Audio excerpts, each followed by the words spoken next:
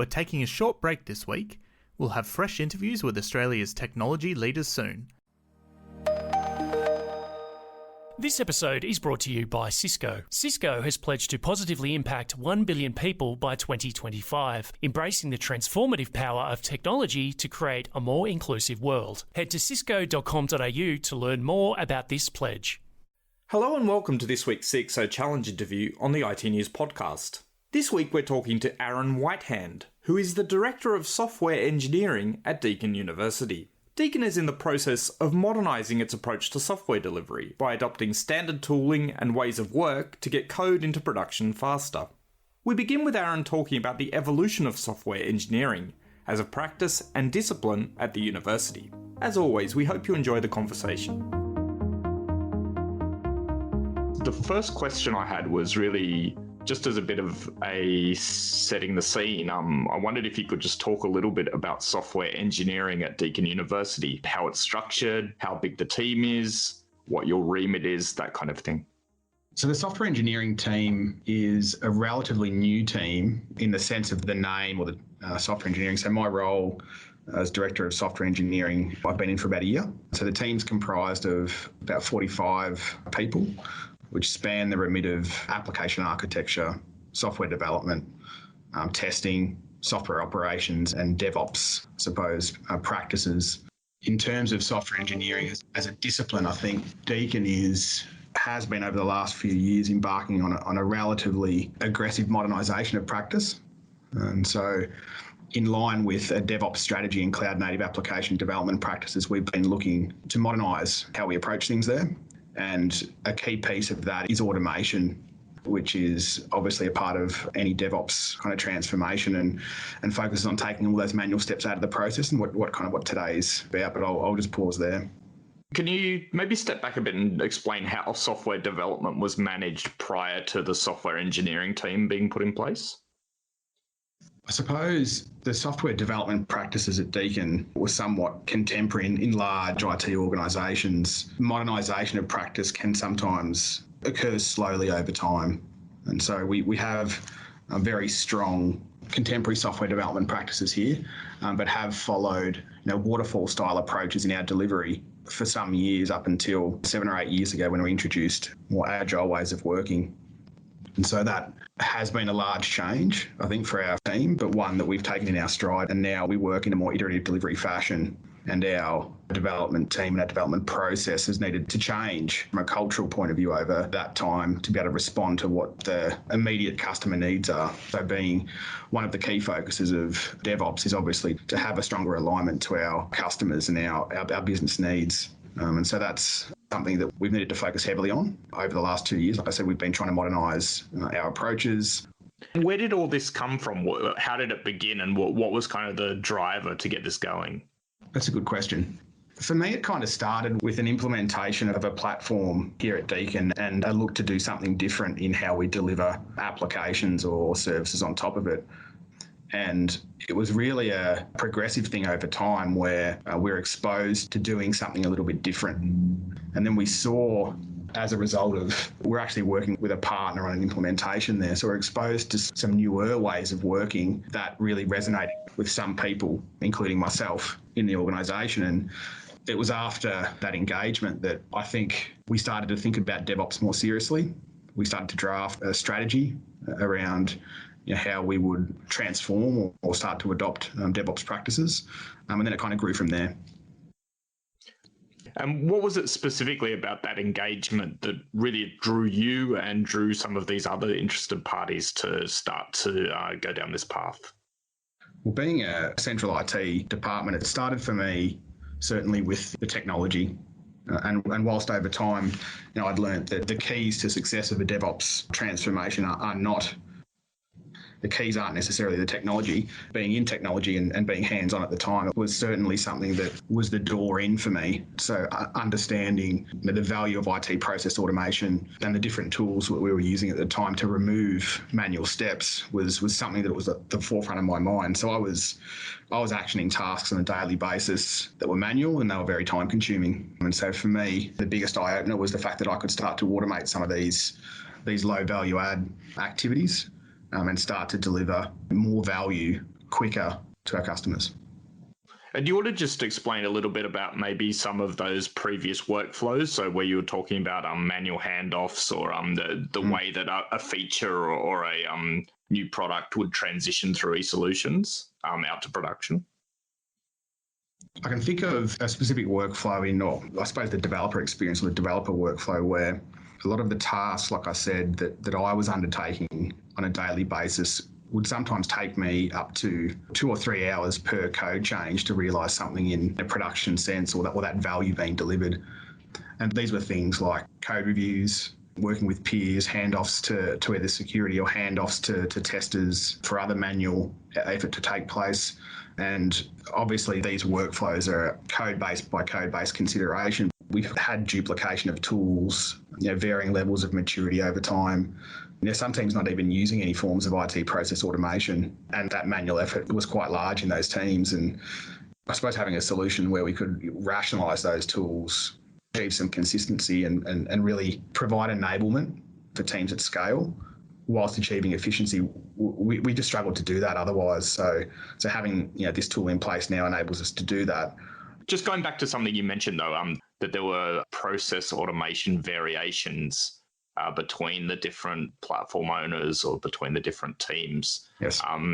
So are you able to elaborate on how that impacted yourselves as software engineering? What were you kind of receiving? So you obviously you had all these different teams feeding stuff into your area for some sort of actioning, but the pipelines were all different and there were different ways that they were developing things. How did it look to you? So largely with duplication of tools meant duplication of workflow, duplication of governance processes, duplication full stop. So what we started to see was that in a large team, we need to ensure a level of consistency and subject matter expertise to adequately support certain practices.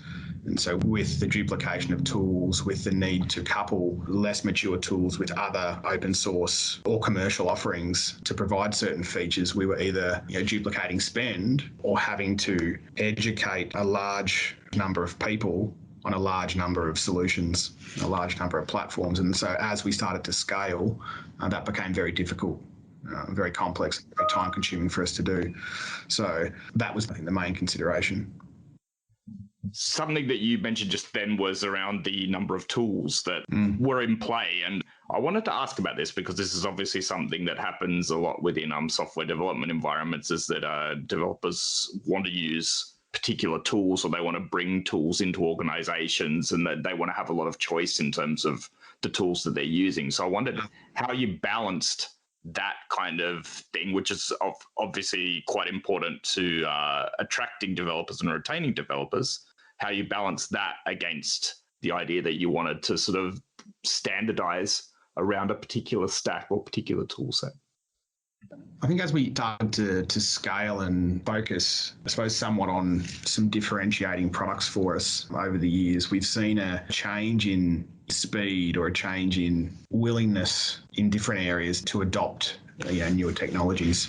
But certainly what's coupled with that is as we've started to scale into more and more teams, we've realised that we need to create guardrails for teams that not only enable the teams to be autonomous, but also from an organisational point of view, create consistency and efficiency in our spend with respect to certain tools. So being a large enterprise, we started to see different pockets or different teams, purchase different things, which were duplication of business capability, if you like, and understanding that certainly during the current environment, we need to be conscious of our spend. Rationalisation came to the forefront and we started to look at how we could rationalise tools, but in line with that, how we can provide consistency and enablement of teams at scale. So we started to not only start to promote a consistent tool for use, but we also created a platform engineering team, a central team that could actually enable other teams with a standard, consistent approach. And so what we saw then was the ability for teams to uplift their capability and adopt something relatively easily, whereas previously we didn't have that. And so teams would pave their own way. And so coming from that situation, how did you get the different developer teams to agree on one single stack? Were they involved in the decision-making process? Yeah, we're certainly very inclusive and collaborative across the team when it comes to these kind of decisions. And I can recall when we actually started to do some research and to look into what our requirements were and what tools could meet our requirements, we came across a lot of industry benchmarking that showed GitLab being a leader in this type of capability. But not only that, when we did engage with our teams in trials or proof of concepts, there was a clear differentiator, and we were testing or validating 3 separate tools at this stage. And the feedback from the team was that it was very intuitive, it was easy to use, it was well documented. But also, I think the open core business model that they have aligns a lot to open source industry. And so that really resonated with us too, and resonated with the developers, that there was an avenue to give back to that community as well. And so maybe it's a good chance to talk a little bit about the platform that you've gone to, and understand that you initially went to GitLab for Education, and now that you're moving up to GitLab Unite. And maybe if you could just talk a little bit about how you made the selection. So you mentioned some proof of concepts, when that was, and then sort of how you have ended up where you are now and where you're moving to. It was close to 18 months ago we started to do this research and to look into standardising and modernising our approach to the delivery of software. And we did run through 3 separate proof of concepts, which included requirements analysis as well as some technical proof of concepts as well. And so we engaged quite a few developers from across our teams to be involved in that. And we really just let the developers' feedback tell the story. And so we obviously needed to make sure that we selected a tool that met our requirements, but it was the ease of use, which really the developers that came back very strong in their feedback. And so we started off with a very small 100-seat license, and which was very deliberate through a proof of adoption phase for us. While we looked to uplift capability, we wanted to ensure success through like a gradual phased approach. And while we were modernising our practices behind the scenes as well, there was a lot to consider in how we would implement a tool like this in that gradual approach to ensure that our developers understood the concepts and not just the technology. And so where we've moved to now is an uplift of our license to what's called the Unite license. And so effectively that gives us unlimited users, and we can use this now to accelerate the adoption of the platform. And that includes working with our education and research colleagues to expand the use of the platform into those areas. Oh, okay. And can you explain a little bit about what that expansion enables, or what that entails?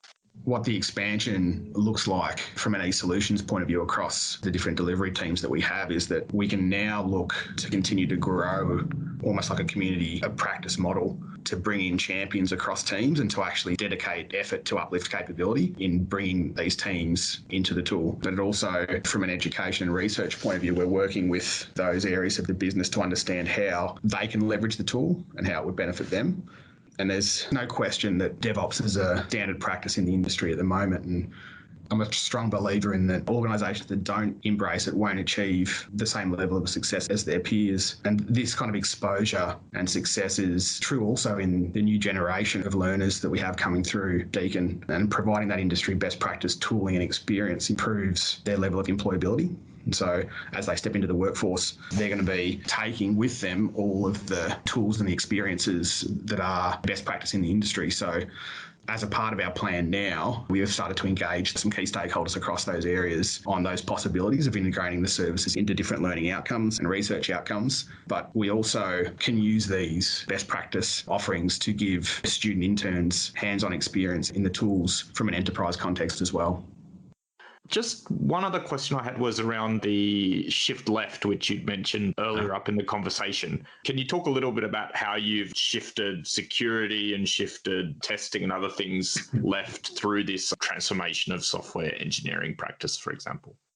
Around about the same time, about 18 months ago, I started working with our cybersecurity team on an awareness program. And so we really wanted to just peel everything back and start from the basics. And so we have a yearly kind of awareness program that we run, which is somewhat gamified so that developers can, it's a bit of fun for them, but really starting with the awareness and understanding and education as a foundation for what was to come.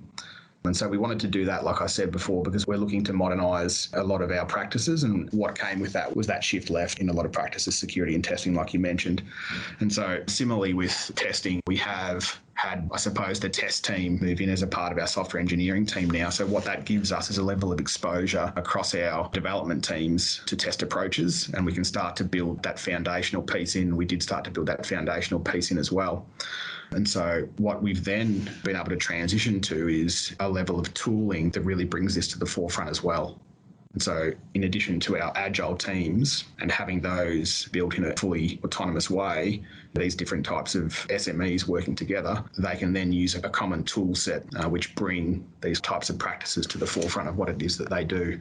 And so these types of CI/CD tools allow immediate feedback loops or those really quick feedback loops to teams for teams to be able to resolve issues. So we move more from a siloed mindset into a one team mindset.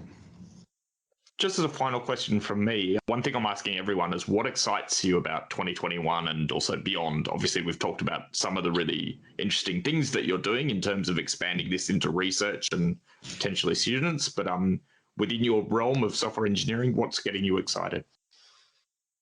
It's a good question. I think what gets me excited is the transition that we're seeing in the industry of moving towards more aligned business outcomes. And so where IT organisations were seen as silos or service delivery areas in the past, IT really needs to be embedded within the business and a part of the business to ensure success. And so I think that's a key for all organisations into the future, and certainly something that excites me more and more to come to work every day. That was Aaron Whitehand from Deakin University, and that's the podcast for this week. We'll be back with an exciting new interview next week. Until then, you can catch all the latest headlines in Australian IT over at itnews.com.au.